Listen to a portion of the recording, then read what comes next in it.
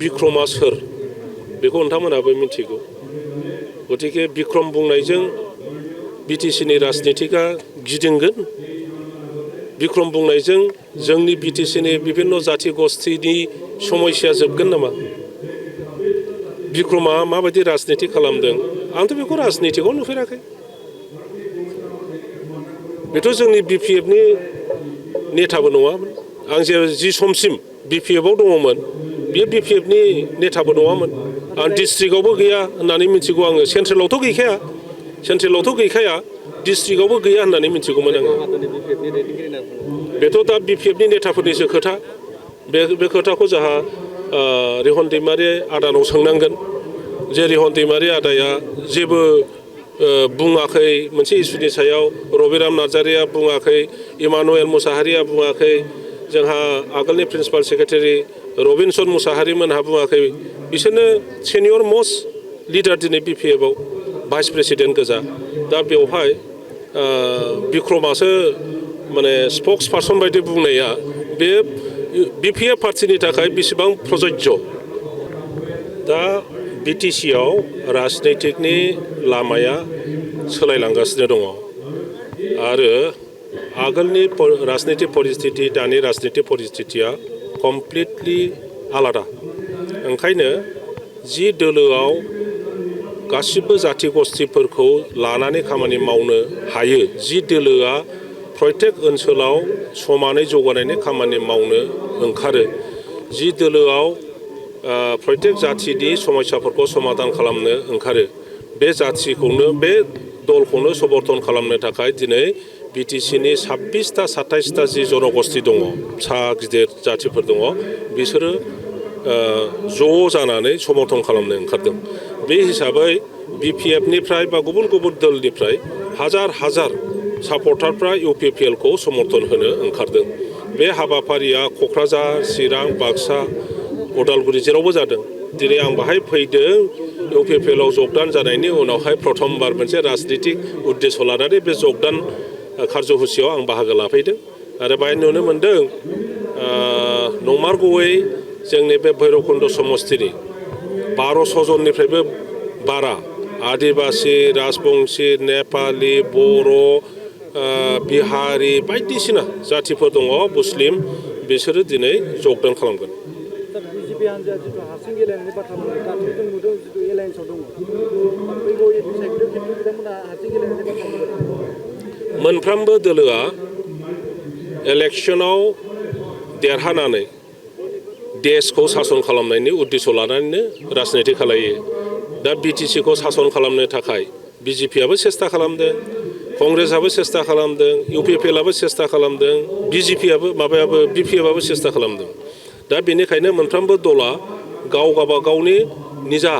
मोनसे policy maintain खालामो दा बिजेपिआ हारसिं गेलेगोन होननानै आवाज होदों आरो बे खोथाखौ बिपिएफआबो होनदों बे खोथाखौ इउपिपिएलआबो इनडाइरेक्टलि बुंदों जोङो स्ट्रंखा जुदि रावजोंबो एलायन्स जानायनि सम्भाबना गैयाबा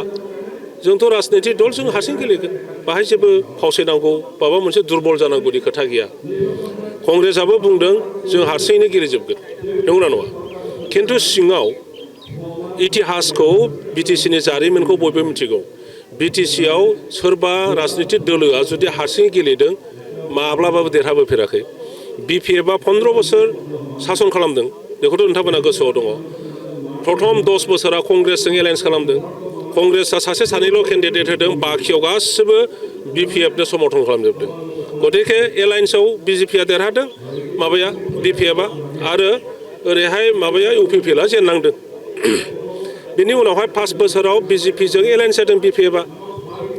सानै साथामल' केन्डिडेट होदों बिजेपिआ बाखियाव गासिबो बिपिएफखौ समर्थन खालामदों ओंखायनो देरहादों थांनाय 2020 सनाव इउपिपिएल आरो बिजेपिआ बे बिटिआर सुक्ति जानायनि उनाव ज' जादों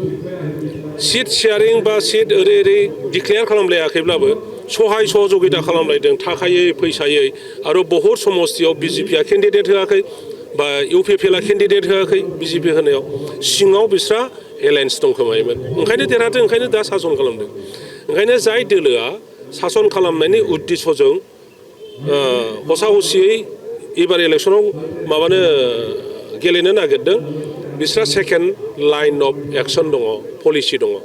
गतिके बेखौ समाव मिथिगोन आफादगिरिया बुंनाय बायदिब्ला नोंथांनि बायदिब्ला बेयो नंखायसो जुदि इउपिपिएलआ सासन खालामनो इलेक्सन गेलेयो इउपिपिएलआ सोरनिबा सहाय लाथारनांगोन आं दहायनो बुंबाय बेवहाय हारसिङै रावबो देरहाफेराखै ना बिजेपिआ देरहागोन ना कंग्रेसआ देरहागोन ना इउपिपिएलआ देरहागोन ना बिपिएफआ देरहागोन जुदि हारसिं गेलेयो नोंथाङाबो बाहागो लागोन नामा? डेफिनेटलि आं बाहागो लागोन बिपिएफनि दैदेनगिरि बिक्रम दैमारि बिथाङा बुंदों इउपिपिएलआव दिनै जाय जय जादों मोसौ मासेनिबो दाम गैया आरो दाउला खासि मासेनिबो दाम गैया बेफोर जाहैबाय सस्तिया बिक्रमआ सोर बेखौ नोंथांमोनहाबो मिथिगौ गतिके बिक्रम बुंनायजों बिटिसिनि राजनितिकआ गिदिंगोन बिक्रम बुंनायजों जोंनि बिटिसिनि बिभिन्न जाथि गस्थिनि समस्या जोबगोन नामा बिक्रमआ माबायदि राजनिति खालामदों आंथ' बेखौ राजनितिकआव नुफेराखै बेथ' जोंनि बिपिएफनि नेताबो नङामोन आं जि समसिम बिपिएफआव दङमोन बेयो बिपिएफनि नेताबो नङामोन आं डिस्ट्रिक्टआवबो गैया होननानै मिथिगौ आङो सेन्ट्रेलावथ' गैखाया डिस्ट्रिक्टआवबो गैया होननानै मिथिगौमोन आङो बेथ' दा बिपिएफनि नेताफोरनिसो खोथा बे खोथाखौ जोंहा रिहन दैमारि आदानाव सोंनांगोन जे रिहन दैमारि आदाया जेबो बुङाखै मोनसे इस्युनि सायाव रबिराम नार्जारिया बुङाखै इमानुएल मुसाहारिया बुङाखै जोंहा आगोलनि प्रिन्सिपाल सेक्रेटारि रबिनसन मुसाहारिमोनहा बुङाखै बिसोरनो सेनियर मस्ट लिडार दिनै बिपिएफआव भाइस प्रेसिडेन्ट गोजा दा बेवहाय बिक्रमासो माने स्पक्स पार्सन बायदि बुंनाया बे बिपिएफ पार्टिनि थाखाय बेसेबां प्रযোज्य बेसेबां माने गुरुत्वपूर्ण बेखौ नायनांगोन आं बिनि सायाव रायज्लायनो मोनाखै आं बेखौ ओरैनो माबायाव ससियेल मिडियायावसो ओरैनो एसे नुदों आं जेबो बुंनो रोंनाय नङा दिनैनि दिनाव